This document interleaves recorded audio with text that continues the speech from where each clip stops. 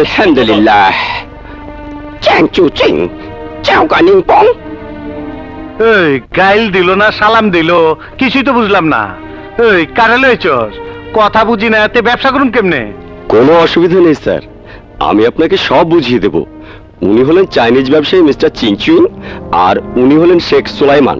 আসসালামু আলাইকুম। ওয়ালাইকুম আসসালাম। খারান, একজন একজন করে সারতে আসি, আগে চাইনিজটা লয় কথা কইলই। এইবার ক, চাইনিজ পার্টির কি মাল লাগবো? কিডনি কয় পিস? দরকার অনেক, কিন্তু কেউ এতগুলো দিতে চায় না। টাকা কত? তা 50 লাখ।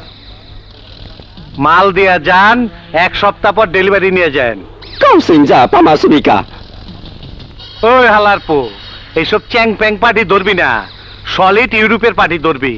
ভাগা হালারে। ওই শেখের পো, তোমার কয় পিস লাগবো? শেখের বাচ্চায় কি কয়? ওনার কাট পিস দিয়ে হবে না, পুরো মানুষ চাই। 20টা ছেলে বিদেশে নিয়ে গিয়ে কিডনি খালাস করবে। দিয়া দে। দেশের সর্বোচ্চ সম্মান পেয়ে আপনার কেমন লাগছে?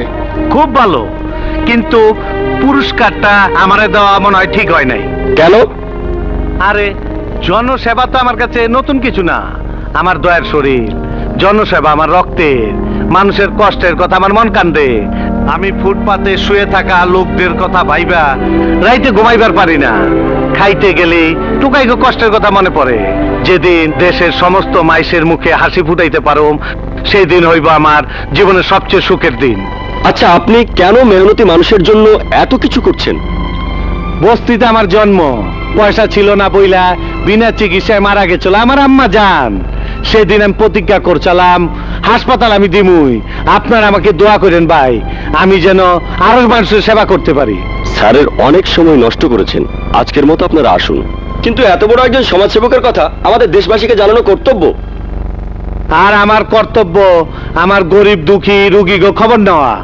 নেতা হনের শখ আমার নাই, আমি নীরবে দেশের সেবা করে যেতে চাই। আসসালামু আলাইকুম।